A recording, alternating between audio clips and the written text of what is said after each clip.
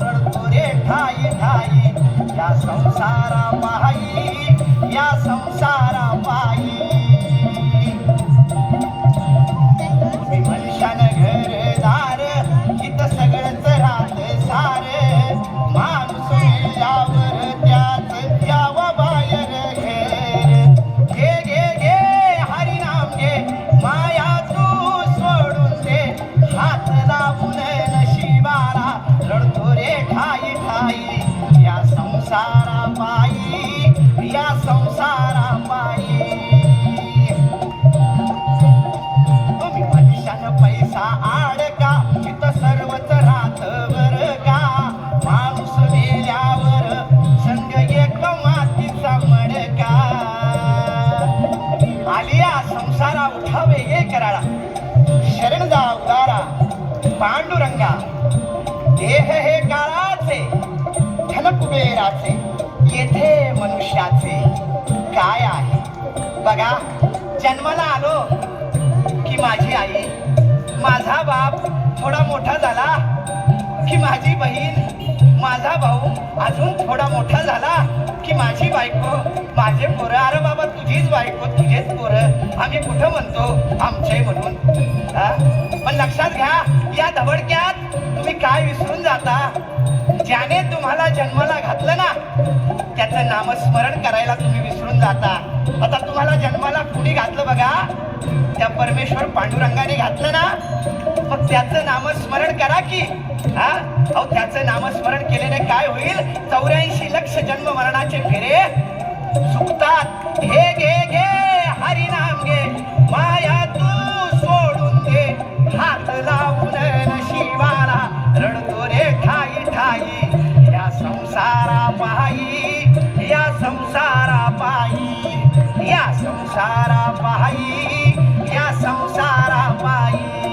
हा पिंगळा महाद्वारी, बोली बोलतो देखा पिंगळा महाद्वारी, पिंगळा महाद्वारी, बोली बोलतो देखा पिंगळा महाद्वारी.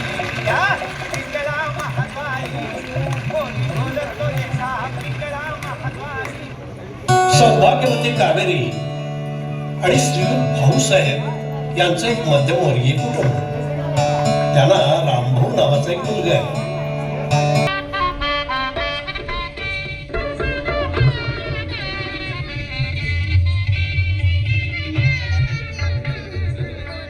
स्वस्ति श्री गणनायकं गजमुखं मोरेश्वरं सिद्धिदं बल्लाळो मुरुडं विनायकमहं चिंतामणि देवुरं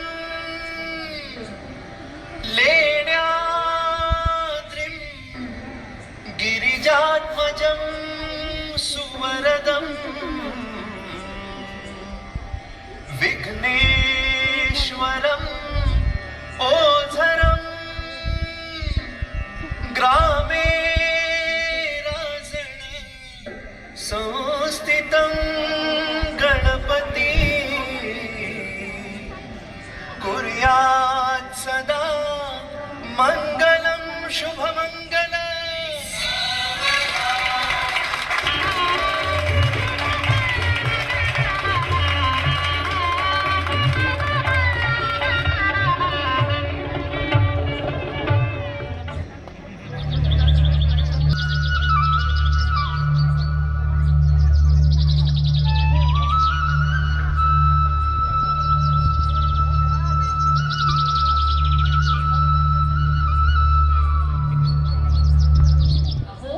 ऐकलत का?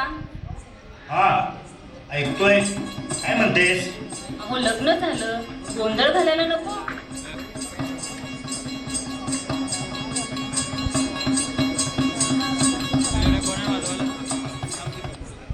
आईच्या नावाचा गोंधळ मांडीला, गोंधळाला ये आई, गोंधळाला ये आई,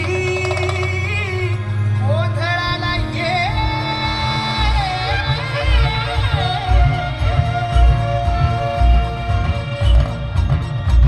नवरूपाची नवलाई आज बसली सिंहासनी, आदिमाय तू भवानी सारस्वतीची जननी.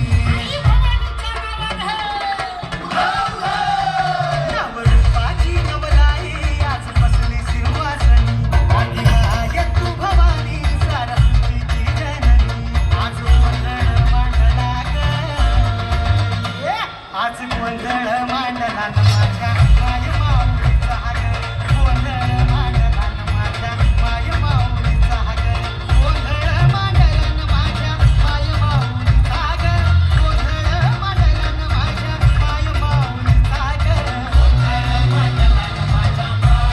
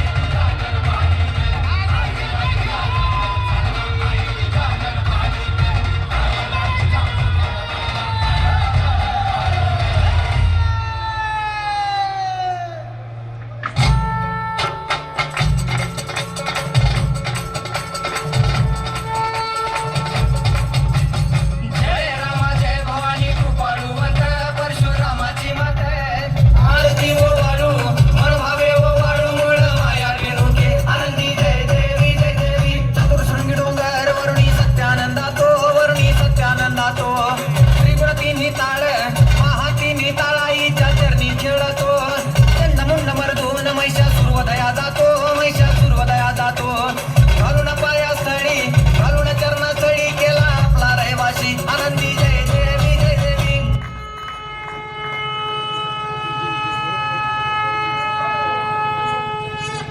सुखाचा संसार सुरू झाला. हे कालचक्र फिरत राहिलं आणि एक दिवस आनंदाची गोड बातमी कानावर आली.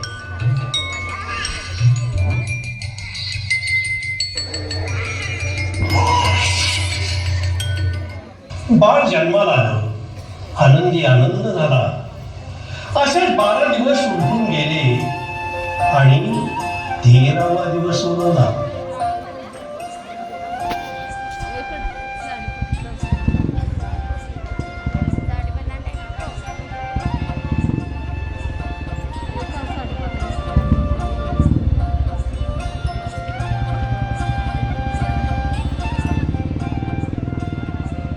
पहिल्या दिवशी जन्मले बाळ काळसा सोन्याचा दिले डहाळ कृष्ण जन्मला कंसाचा काळ झुलाया जो झुले जो कृष्ण जन्मला कंसाचा काळ झुलाया जो झुले जो कृष्ण जन्मला कंसाचा काळ झुलाया जो झुले जो.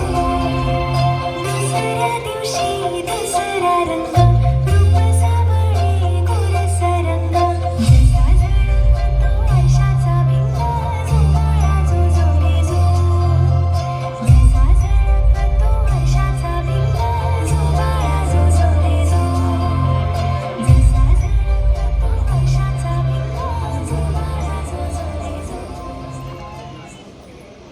बाळ हळूहळू वाढू लागलं.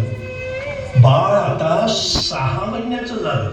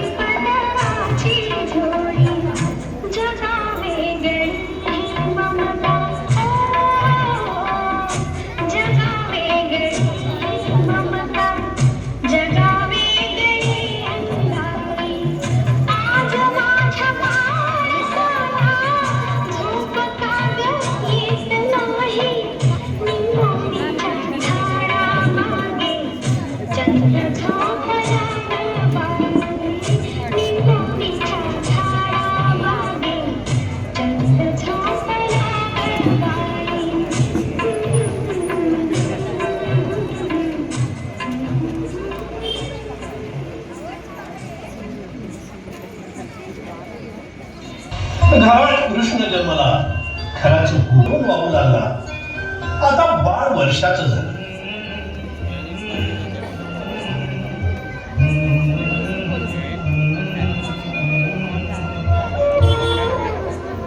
तुझे सूरज कहूँ या चंदा, तुझे दीप कहूँ या तारा, मेरा नाम करेगा रोशन, जग में मेरा राज दुलारा. तुझे सूरज कहूँ या चंदा, तुझे दीप कहूँ या तारा, मेरा नाम करेगा रोशन, जग में मेरा राज दुलारा.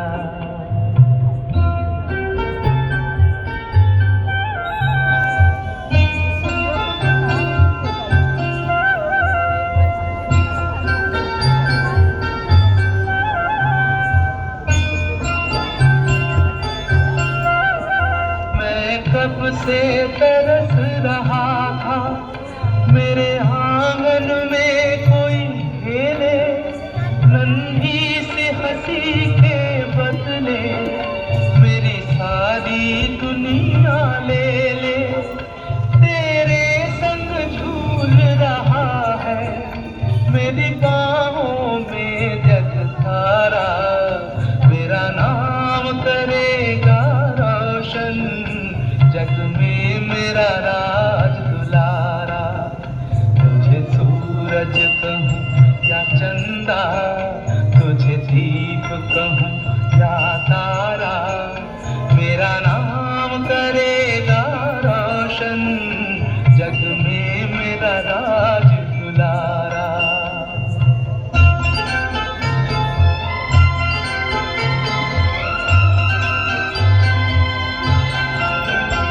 आज उंगली थाम के तेरी, तुझे मैं चलना सिखलाऊं, कल हाथ पकड़ना मेरा, जब मैं बूढ़ा हो जाऊं.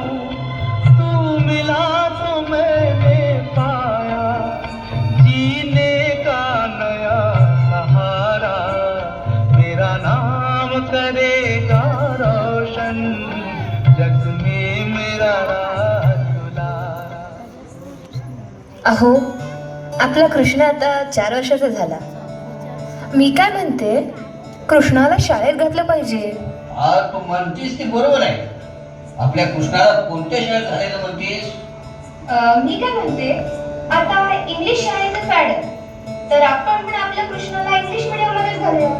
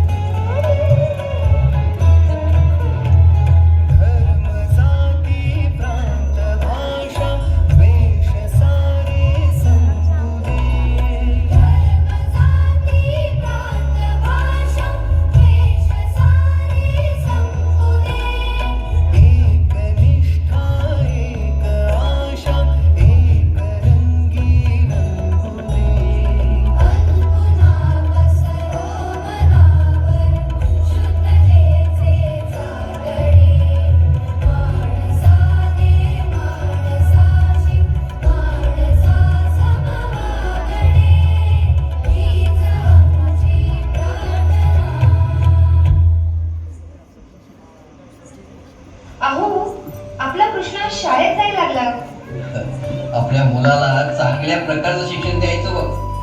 त्याला मोठं माणूस बनवायचं. आपल्याला कितीही कष्ट पडू दे का काहीही करायला लागू दे ते करायचं आपण. आपल्या कृष्णाला शिक्षण द्यायचं म्हणजे द्यायचं का?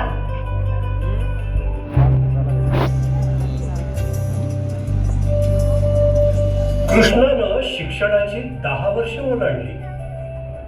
कृष्णा 10वी SSC बोर्डात चांगल्या मार्कानं पास झाला.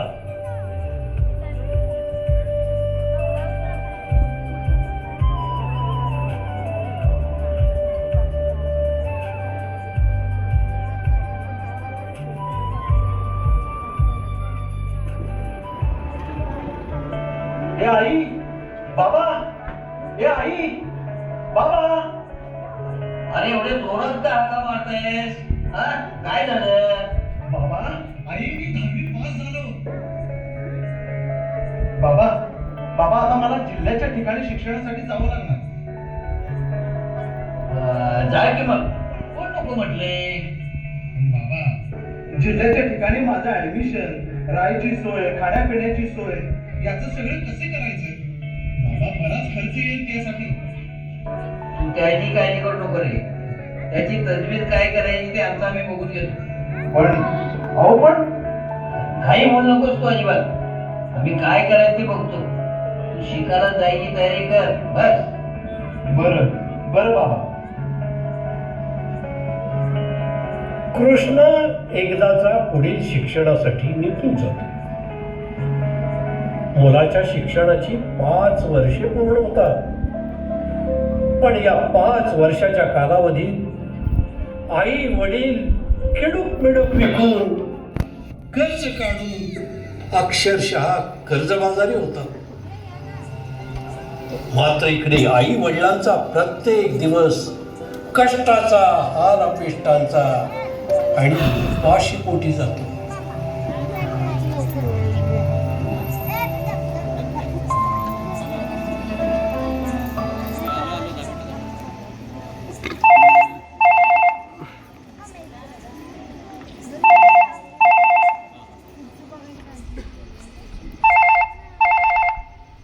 हॅलो हॅलो, अरे कोण बोलतोय?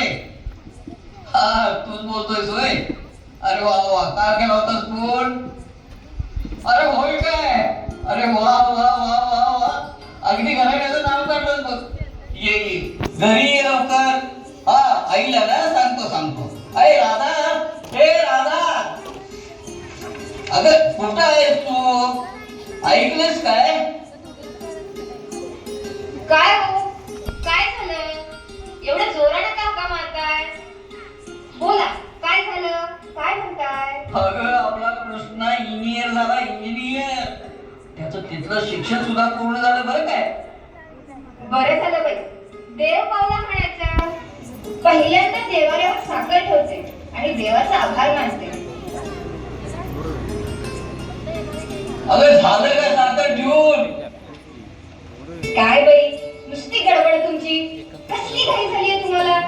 देवाला साधा नमस्कार सुद्धा धड करू देत नाही. अगं कृष्णा घरी उद्याच येणार आहे, उद्या. बरं झालं बाई, कधी एकदा माझ्या बाळाला बघते असे झालंय. उद्याला लवकरच उठते आणि काहीतरी गोडाचं करायचं म्हणते.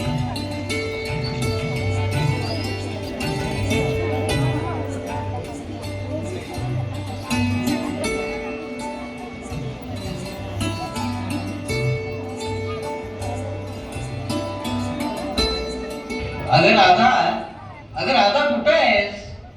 काय हो, आहे की तर. काय झालं? 12 वाजत आले. कृष्णा येईल एवढ्यात. माझं जवळजवळ सगळं काम उरकलंय. कृष्ण आला की फक्त पुरणपोळी लाटायला घेते.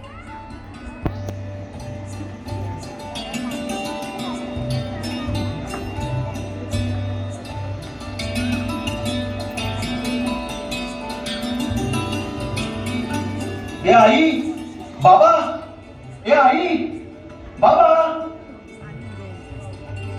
ए दारातच थांबा, लगेच आत येऊ नको.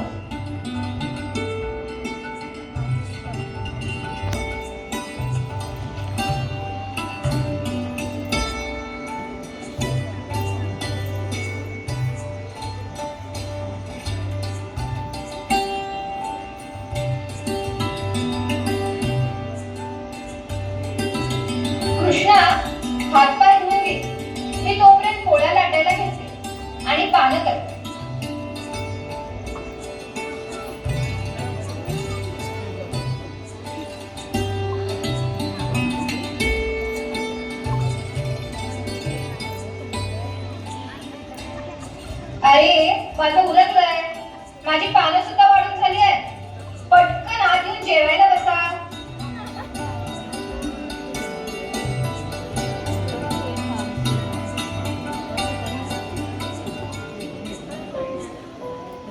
बाबा, मला तुमच्याशी थोडं बोलायचं आहे माझ्या पुढील शिक्षणासंदर्भात. आता आणि कसलं पुढील शिक्षण? बर बोल, काय म्हणतोयस? बाबा, मला या पुढचं शिक्षण परदेशी जाऊन घ्यायचं आहे. अरे पण परदेशी शिक्षणासाठी जायचं म्हणजे पैसे तर त्याला जास्त लागणार. त्याचं काय? ते मला माहित नाही बाबा, पण काय पण करा, माझी जाण्याची व्यवस्था मात्र करा. माझं एकदा परदेशातलं पुढील शिक्षण पूर्ण झालं की मला मोठी नोकरी लागेल. मग काय, मग सगळ्यांचे पैसे आपण देऊन टाकू. कृष्णा, अरे बाळा, कशाला पाहिजे पुढील शिक्षण आणि परदेशाला जायला? जेवढं आपल्या देशात शिक्षण घेता येतं तेवढं पुरेसं आहे की. बाळा, गरिबानं हांतरून पाहून पाय पसरावे, त्यातच आपलं भलं असते बघ. जेवढं आतापर्यंत करायचं तेवढं हातचं संपून तुझ्या शिक्षणावर खर्च केलाय की. आता कशाला आम्हाला या वयात आणि झुलायचा होतोस? ते मला माहित नाही बाबा. मला पुढील शिक्षणासाठी परदेशी जायचं आहे म्हणजे जायचं आहे. काय करायचं, कसं करायचं ते तुम्ही मला सांगा, पण मला परदेशी शिक्षणासाठी पाठवा.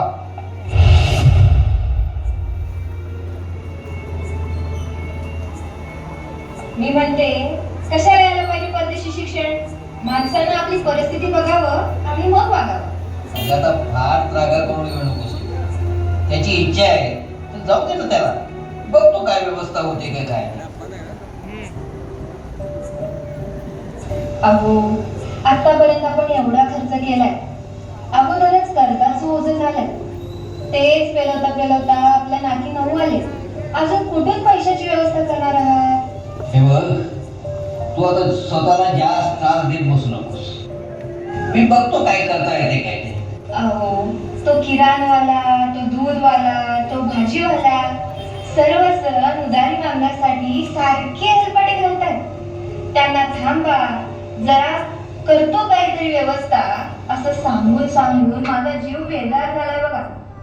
सर्वजण आता उधारी देण्यास सुद्धा तोंड वाकडा करतायत. अगं, हे तुझं म्हणणं खरं आहे का? पण कृष्णाची शिकण्याची इच्छा आहे तर शिकू दे की त्याला. बरोबर आहे तुमचं, पण आतापर्यंत जेवढं शिकलाय तेवढं पुरेसं नाही काय? माणसाला जगण्यासाठी असं कितीच लागतं? उगीच आबाळाला हात लावायची इच्छा बाळगू नये माणसाने. हे बघ, मुलगा आपलाच आहे. त्याची इच्छा आपण पुरवायची नाही तर दुसरं कोण पूर्ण करणार? अहो, म्हणून काय परदेशात पाठवायचं आणि त्याला पाठवायसाठी पैसे कुठून आणणार आहात? हे बघ, आपलं राहतं घर नाही तर धान ठेव आणि पाठवून देऊ त्याला परदेशी शिक्षणासाठी. हे बघा, तुम्ही फार मोठी चूक करताय. असं हातचं सर्व काही देऊन बसला तर आपलं कसं होणार आहे? बरोबर आहे तुझं, पण कृष्णाचं एकदाचं शिक्षण पूर्ण झालं की त्याला चांगली नोकरी लागेल आणि तो सांभाळेल की आपल्याला. आपल्याला उगाच काळजी करू नकोस, होईल सर्व काही व्यवस्थित. मी माझं मत सांगितलं बघा. समोरचं ताट दुसऱ्याला द्यावं, पण बसायचा पाठ मात्र देऊ नये. मी काय म्हणते याचा जरा विचार करा. हे बघ, मी सगळा विचार केलाय. अगं, तो आपल्याला एकुलता एक मुलगा आहे. आपल्याला तसं तो उघड्यावर टाकणार नाही, सांभाळेल की आपल्याला. हे मात्र तुमचं खरं आहे, पण तरी सुद्धा हातचं राखणच कुणाला पण दिलेलं बरं. बरोबर आहे, पण ते आपलंच मुलं आहे. तो काय परका आहे का? मी कुठं म्हणते तो परका आहे? तो आपल्या पोटचा गोळाच आहे. पण सभोवती काय चाललंय बघताय ना. तू म्हणतेस ते पण बरोबर आहे, पण आपल्याला जबाबदारी नाकारून कशी चालेल? आपल्या नशिबात काय आहे ते होईल. ते कोणाला चुकलंय? तुम्हाला जे पटेल ते करा.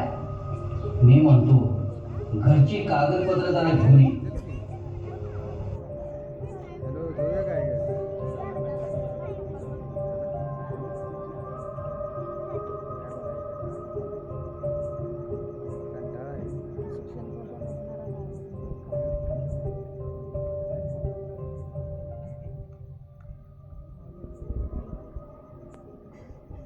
नमस्कार रामभाऊ.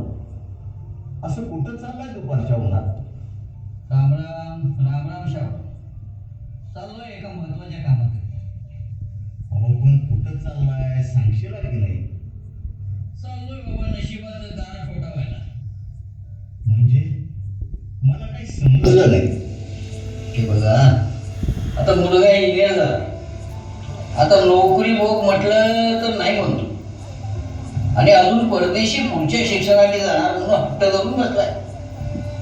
अरे म्हटलं बाबा, आपली परिस्थिती नाही, तर तो हट्ट धरून बसलाय. हो, काय पण करा, पण मला परदेशी पाठवण्याची व्यवस्था कराच म्हणून बसलाय. रामभाऊ, तुम्ही त्याला आतापर्यंत परिस्थिती बेताची असताना देखील एवढं शिक्षण देऊन त्याचं समाधान होत नाही का? मग कशाला बाबा, तो हट्टालाच पेटलाय. मग पोटच्या पोराचा हट्ट नाही पुरवायचा तर कोणाचा पुरवायचा? पण परदेशी पाठवायचं म्हणजे तुमची गोष्ट आहे का? त्याला तर फारच पैसे लागणार. त्याचं काय?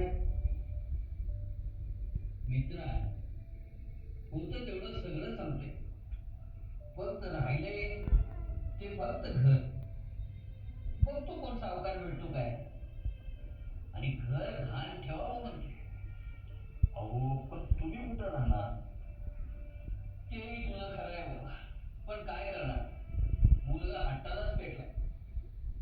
रामभाऊ, एकदा शांत विचार करा आणि मग हे भयानक पाऊल उचला.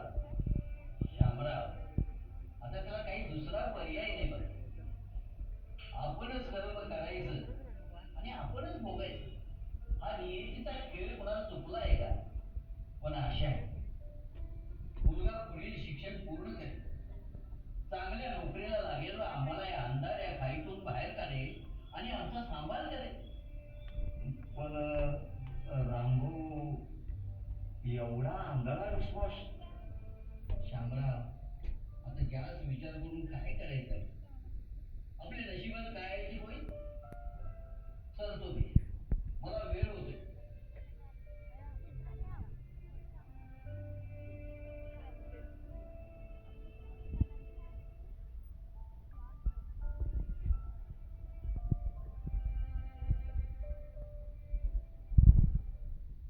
सावकार, ओ सावकार. कोण आहे? रामभाऊ आई. रामभाऊ, काय काम काढलंय? जरा तर पैशाची गरज होती जी. पैशाची? बर, किती पाहिजे होतं? काही जास्त नाही जी, फक्त 10 लाख रुपये. 10 लाख? पण यासाठी काय आणलंय? आणले जी, आणले. घरची कागदपत्र आणली जी. रामभाऊ, आता गहाण पद्धत बंद झाली आहे. साठेखत करून घ्यायला लागतंय आणि घराचा ताबा पण सोडायला लागतोय. असं म्हणताय? पण भाड्याचं घर बघेपर्यंत मुदत द्यायची. ठीक आहे, 1 महिन्याची मुदत देतो. घर सोडवून घ्यायला 5 वर्षाची मुदत देतो. होय जी, होय. 5 वर्षात जर घर सोडून घेतलं नाही तर ते घर माझ्या नावावर होईल. होय जी, घ्या की. कबूल आहे काय? होय जी, होय. कबूल असेल तर उद्याला रजिस्टर ऑफिस मध्ये जाऊन साठेकत करून घेऊ. आणि बर, येताना तुमच्या बायकोलाही बरोबर घेऊन या. होय काय जी? त्यासाठी त्यांची पण संमती लागल. कागद झाला की लगेच तिथंच पैसे देतो. हा जी, हा. ठीक आहे जी. फार उपकार झाले बघा तुमचे, फार उपकार झाले. अशा प्रकारे रामभाऊ, त्यांची पत्नी आणि सावकार तालुक्याच्या रजिस्टर ऑफिसमध्ये जाऊन साठेखत सावकाराला करून देतात आणि त्या बदली सावकाराकडून 10 लाख रुपये घेतात.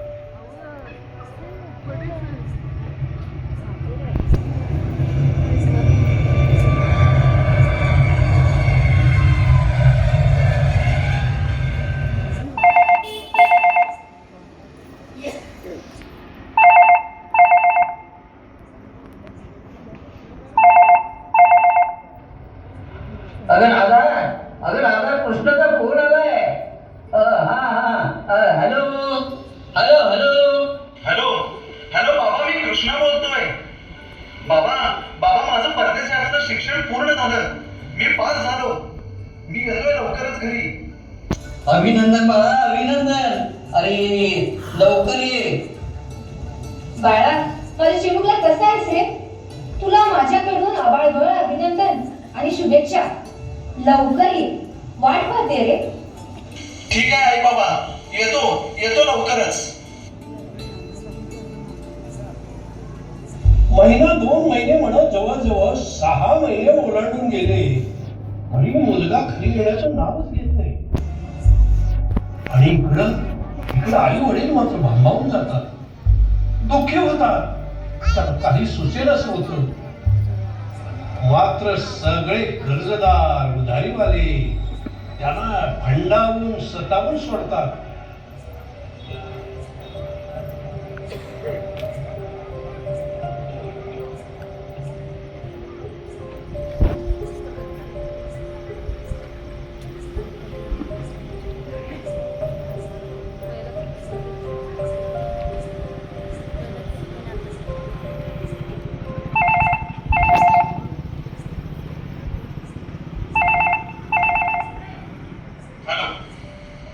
हॅलो बाबा, मी कृष्णा बोलतोय.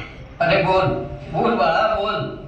बाबा, मला इकडेच परदेशी नोकरी लागली आहे, म्हणूनच मी आलो नाही तिकडे. अरे पण परदेशी नोकरी? अरे आपल्या देशात तुला नोकरी मिळाली नसती काय? मिळाली असती, पण बाबा माझी आपल्या देशात नोकरी करण्याची इच्छा नाही. मला इकडं छान वाटतं. अरे अरे पण आमचं काय? काळजी करू नका, मी प्रत्येक महिन्याला तुमच्या अकाउंट मध्ये पैसे पाठवत जाईल. अरे अरे पण आम्ही आता म्हातारे झालो आहोत रे. आमचं शरीर थकलंय. आम्हाला तुझ्या नसत्या पैशापेक्षा तुझी फार गरज आहे रे बाळा, तुझी फार गरज आहे.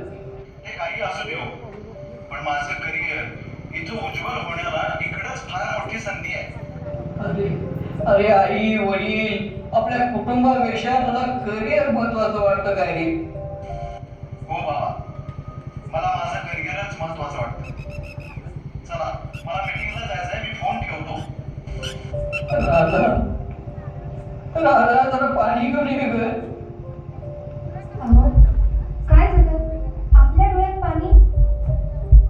सगळं संपलं सगळं. आपलं कष्ट, मेहनत, प्रेम, जिव्हाळा सर्व काही वाया गेलो. असं काय झालं? एवढं निर्वाणीचं बोलतात? असं बोलू नये.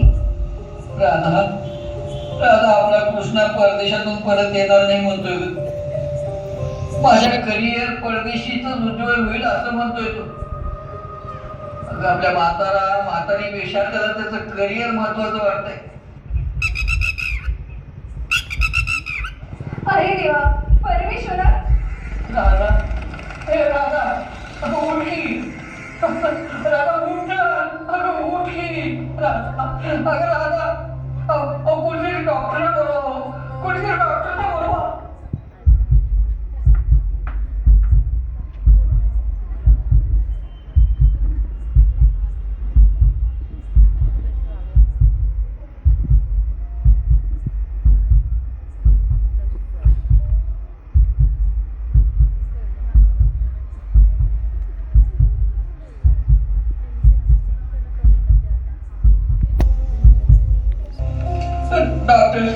डॉक्टर मध्ये आता बरी आहे का?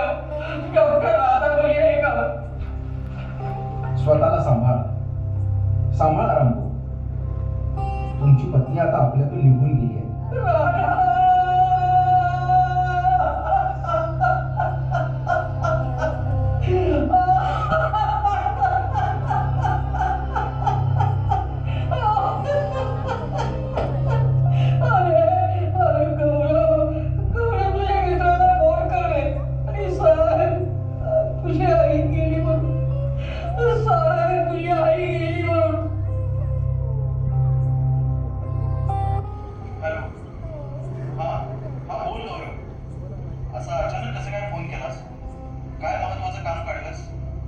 अरे तशी तातडीच आहे म्हणून फोन केला. तुला एक दुःखद बातमी सांगायची आहे. काय झालं सांग तरी. अरे तुझी आई वारली तर तू ताबडतोब नाही.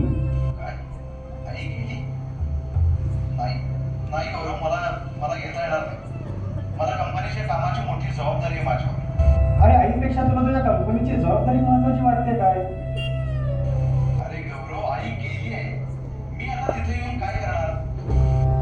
अरे आईला शेवटचे पाहशील, आईला अग्नी द्यायला पाहिजे, क्रियाक्रम उरकायला हवे आणि येऊन काय करू असे कसे म्हणतोस? ते काही असू दे, ते तुमचं तुम्ही सगळं उरकून घ्या, मी येऊ शकणार नाही. अहो काका, काका जरा इकडे या. अरे गौरव, कृष्णाला फोन झाला काय? काय कधीपर्यंत येतो म्हणतोय? काका कृष्णा येत नाही म्हणतोय आणि तुमचं तुम्ही आवरून घ्या म्हणतोय. आता काय करायचे? दुर्दैव, रामभाऊचं दुर्दैवच म्हणायचं.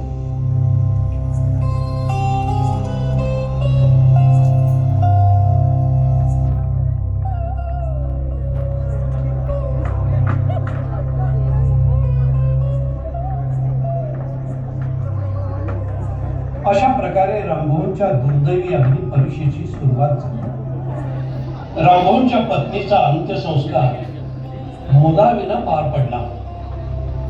तिसऱ्या दिवशी रक्षा विसर्जन झालं. 10वा 12वा झाला.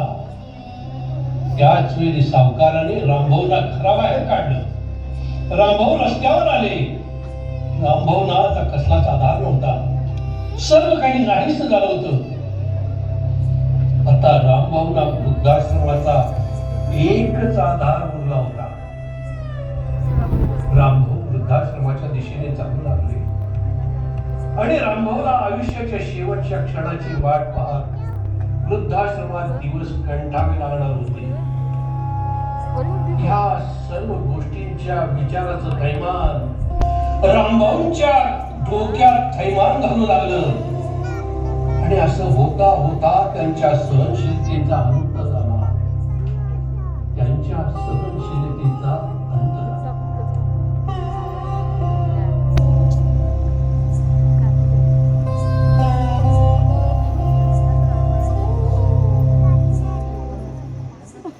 हे विधात्या, हे ईश्वरा, विश्वचालका, विश्वनायका, कसलं आमचं नशीब लिहिलं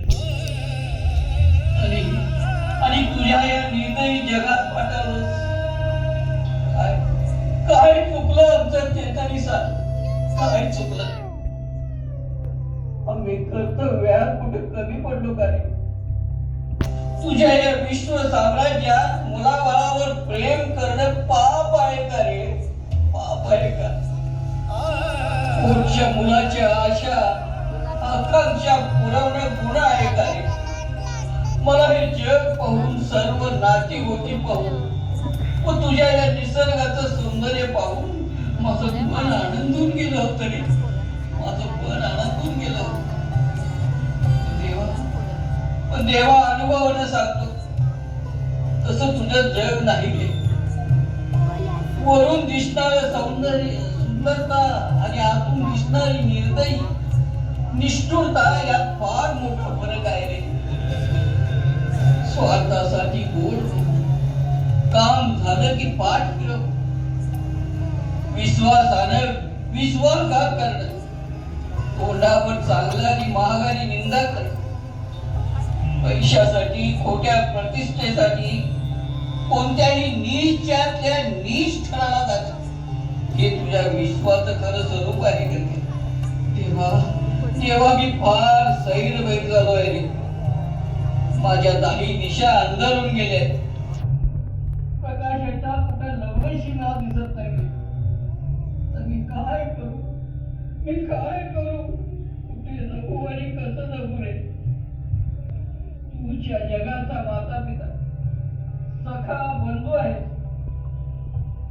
तूच आता मला मार्ग दाखव. आणि माझ्यासारखी दिशाहीन झालेली अनेक माणसं आहेत, त्याचा तू प्रकाश होईल. आणि तुझ्या या दुःखित परिस्थितीने बेजार झालेले ना मार्ग दाखव. मार्ग दाखव. मार्ग दाखव. मार्ग दाखव. मार्ग दाखव.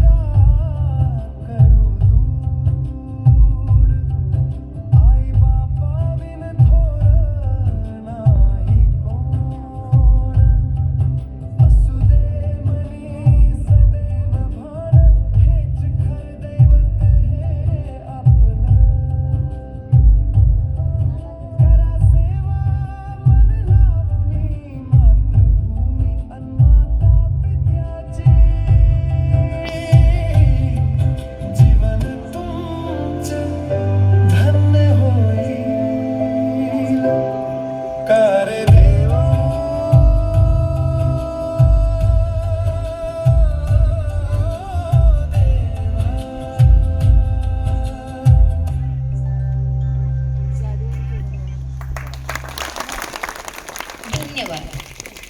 आदर्श गोरोबा मित्रमंडळ लिखित